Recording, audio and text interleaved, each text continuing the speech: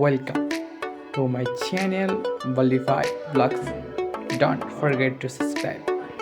Auto र एउटा handbag बोकेर हिँड्नेहरूका साम्पाङले आज विगत 3-4 वर्षको उहाँको कर्मले गर्दाखेरि त्यत्रोजना मानस पुराना दलप्रतिको वितृष्णाले गर्दाखेरि नयाँ उदयमान दलहरूको स्थापना हुने क्रममा यो सन् संस्कृति दल पनि स्थापना भएको हो। धरानमा स्वतन्त्र रूपमा जित्नुभएका मेयर हरिका साम्पाङले खोल्नुभएको यो दलले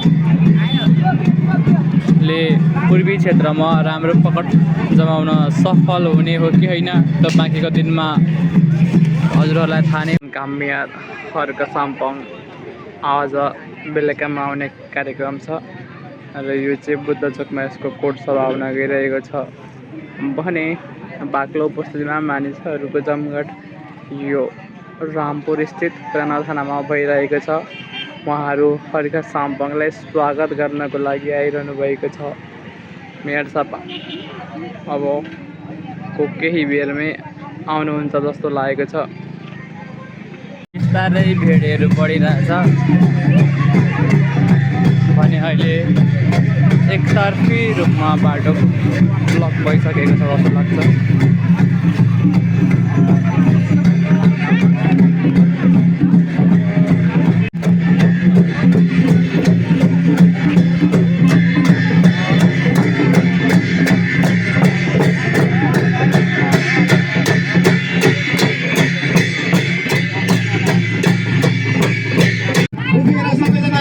बेलाका नगरपालिका वार्ड नम्बर 9 स्थित यो रामपुरको पुरानो थाना अथवा यो रामचोकको दृश्य हो।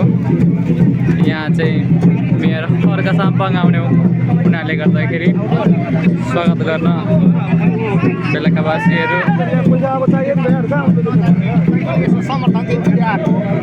अब यो चाहिँ धेरै नेताहरूलाई हेरियो होइन, उहाँले यो नेता आउँदा हामी भइरहेको कुनै नेताबाट केही नभएपछि अब चाहिँ यो कस्तो भने हामी जनता भनेको बाउ बिनाको चुरा छोराछोरी जस्तो रहेछौँ। अनि अहिले चाहिँ यो हाम्रो हरिका साम्पाङज्यूले चाहिँ नयाँ ल्याउनु भएको श्रम संस्कृति पार्टी भनेको चाहिँ आफैले श्रम गरेर हाम्रो देश गाउँ टोल आफै बनाऊ भन्ने कार्यक्रम जस्तो भएको हुनाले अलिकति उहाँप्रति हाम्रो सुझाव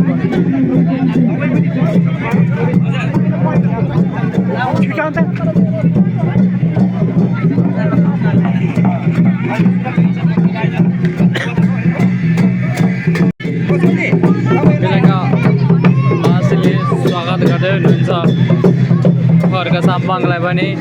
अहिले बाटो एकतर्फी रूपमा बन्द गरी उहाँलाई स्वागत गर्ने कार्यक्रम भइरहेको छ भने देख्न सक्नुहुन्छ युवाहरूको पनि बाक्लो उपस्थिति रहेको छ र विभिन्न बुढापाकादेखि भर्खरका तन्नेरी युवाहरूको बाक्लो उपस्थिति रहेको यो बेलाकामा श्रम संस्कृति पार्टीको लोकप्रियता दिनका दिन बढ्दै गइरहेको छ भने धेरै महिला किशोर किशोरी युवाहरूको बाक्लो उपस्थिति रहेको छ र मेयर साहब आउने क्रम भइरहेको हुँदा उहाँहरू लाइनबद्ध रूपमा लाइन लागिरहनु भएको छ। अटो र एउटा ह्यान्डब्याग बोकेर हिँड्नेहरूका साम्पाङले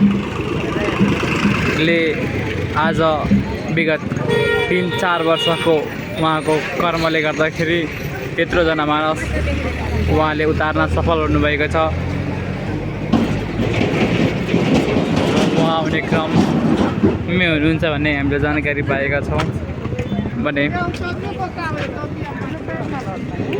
यस्तै राजनीतिक अपडेटको लागि बल्लीभाइ ब्लगलाई सब्सक्राइब गरेर नभुल्नुहोला।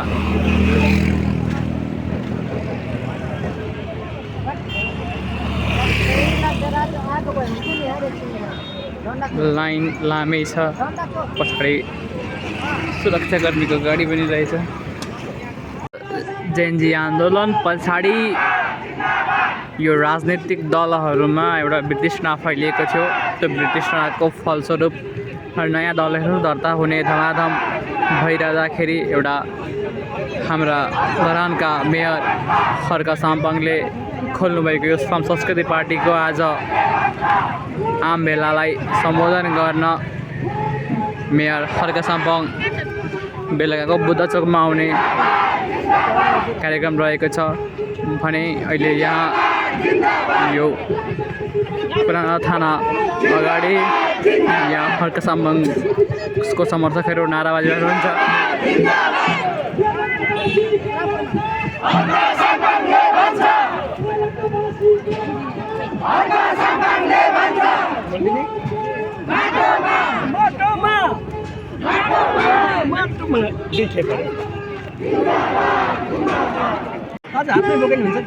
पूर्वी क्षेत्रमा खड्क साम्पाङको पार्टी श्रम संस्कृति पार्टीले पकड राम्रै बनाइरहेको देखिन्छ।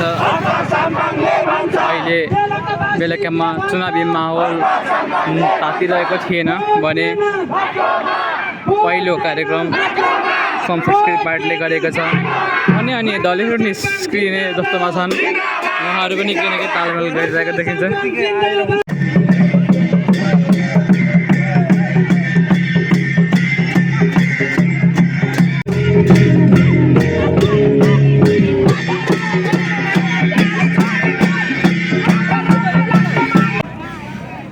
बुद्ध चोकमा हुने आमसभाको लागि आज श्रम संस्कृति पार्टीका अध्यक्ष खड्क साम्पाङ आउनुहुने हुँदा आज बेलुकाको यो पुरानो थानामा उहाँहरूको र्याली निक्लिन लागेको छ।